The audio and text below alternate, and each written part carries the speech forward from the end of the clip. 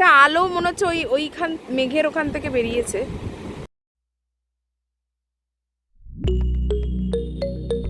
Hello teddy মামার সমস্ত ফ্রেন্ডসদের আবারও অনেক অনেক ওয়েলকাম। আমরা রিসর্টে পৌঁছানোর পর ভাবলাম একটু রেডি হয়ে টেডি রানিকে নিয়ে একটু বিচ থেকে ঘুরে আসি, ওকেও একটু দেখাই। আফটার অল ও তো ফার্স্ট টাইম সমুদ্রে যাওয়া। ঘুরতে যাওয়ার নাম শুনলেই ব্যাস আর ওনাকে আটকায় কে, কতক্ষণে যেন ঘুরতে যাবে। তাই আমরাও বেরিয়ে পড়লাম ওনাকে নিয়ে একটু বিচ সাইডে।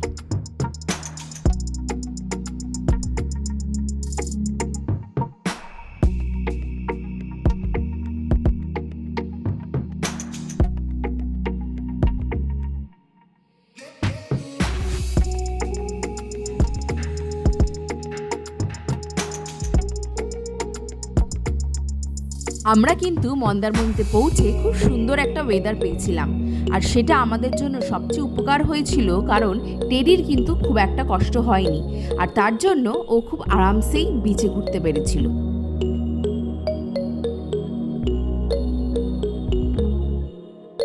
বিচে যাওয়ার আগে ভাবলাম টেডিকে নিয়ে আরেকবার এই ব্যাম্বু ক্যাফেটাতে আসা যাক। এইখান থেকে সমুদ্রটা এত সুন্দর দেখা যায়, মনে হয় যেন এখানেই সারাক্ষণ বসে থাকি।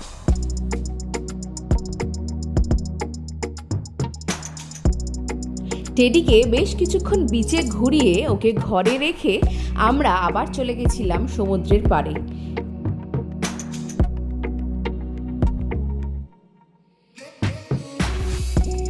সমুদ্রে বেশ কিছুক্ষণ সময় কাটানোর পর আমরা ডিসাইড করলাম যে সুইমিং পুলে এবারে নামবো।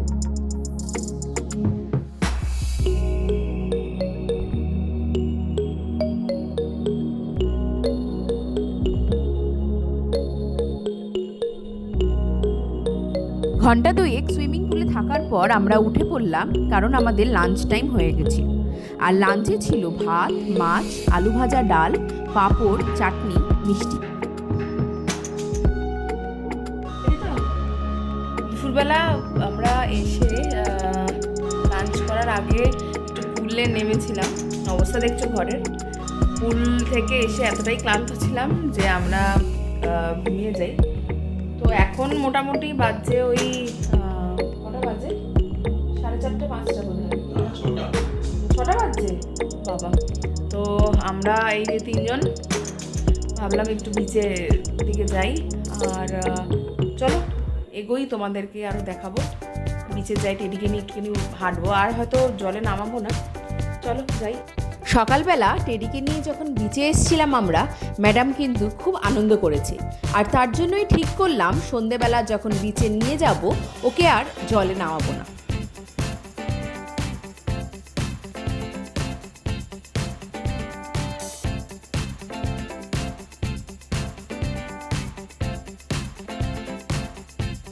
সমুদ্রের গা ঘেঁষে বালির উপর দিয়ে হাঁটতে কিন্তু আমাদের সবারই ভীষণ ভাল লাগে।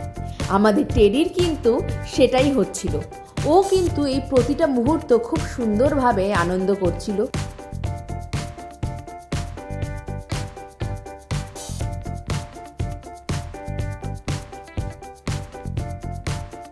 এত অপূর্ব লাগছে। ওই যে চললেন, এখানে এসো টেডু রিসার্চ শুরু করেছে। প্রচুর মানে ছোট ছোট ছোট ছোট কাঁকড়ার গন্ধ পাচ্ছে, মাছের গন্ধ পাচ্ছে, মানে একদম প্রচুর ইন্টারেস্ট ওর এই বিচে। দেখে আবার মুখের মধ্যে কিছু কামড়ে না দেয়। চলো চলো আমরা ওইদিকে যাই টেডু। হ্যাঁ এখানে এদিকে জল চলে আসে, বোঝাই যাচ্ছে বিচের এদিকটা দিয়ে হয়ে যাবে। প্রচুর লোক এখনো নেমেছে স্নান করতে। একটু জুম করে দেখাই,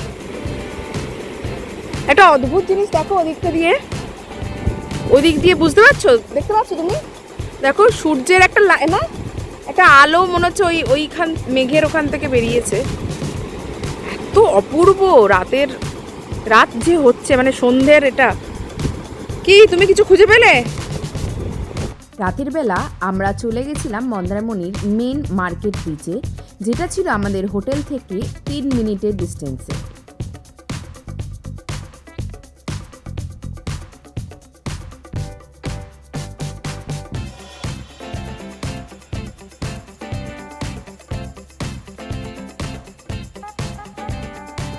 মেন বিচে কিন্তু প্রচুর এরকম স্টল আছে যেখানে মাছ বিক্রি করে আর অর্ডার দিলে তৎক্ষণাৎ ভেজে দেয়।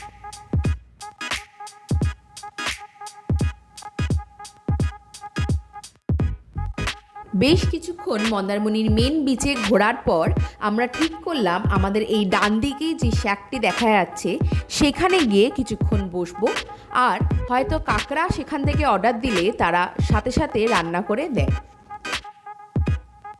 আমরা চলে এসেছিলাম একটা শ্যাকে যেখানে কাঁকড়া বিক্রি হচ্ছে, আর সাইজ অনুযায়ী কাঁকড়া যদি অর্ডার দেওয়া যায় তারা কিন্তু সাথে সাথে রান্না করে সেটা সার্ভ করে।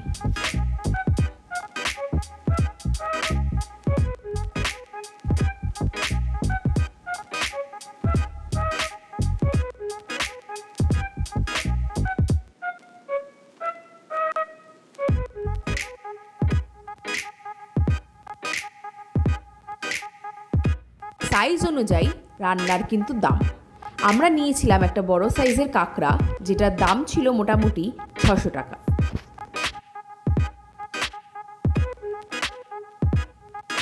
সবাইকে শুভরাত্রি জানিয়ে আজকের দিনটা তাহলে এখানেই শেষ করলাম। অবশ্যই কিন্তু দেখা হচ্ছে আগামী একটি এপিসোডে নতুন জায়গা নিয়ে, যেখানে তোমাদেরকে বলবো মন্দারমণি থেকে গাড়ি করে কতক্ষণ আমাদের সময় লেগেছিল এই নতুন জায়গাটিতে পৌঁছাতে এবং কোন রাস্তাটি ধরে আমরা গেছিলাম। সঙ্গে থেকো কিন্তু, আর অবশ্যই নতুন হলে আমাদের চ্যানেলে সাবস্ক্রাইব করতে ভুলো না, আর এই বেল আইকনটা অবশ্যই ক্লিক করো।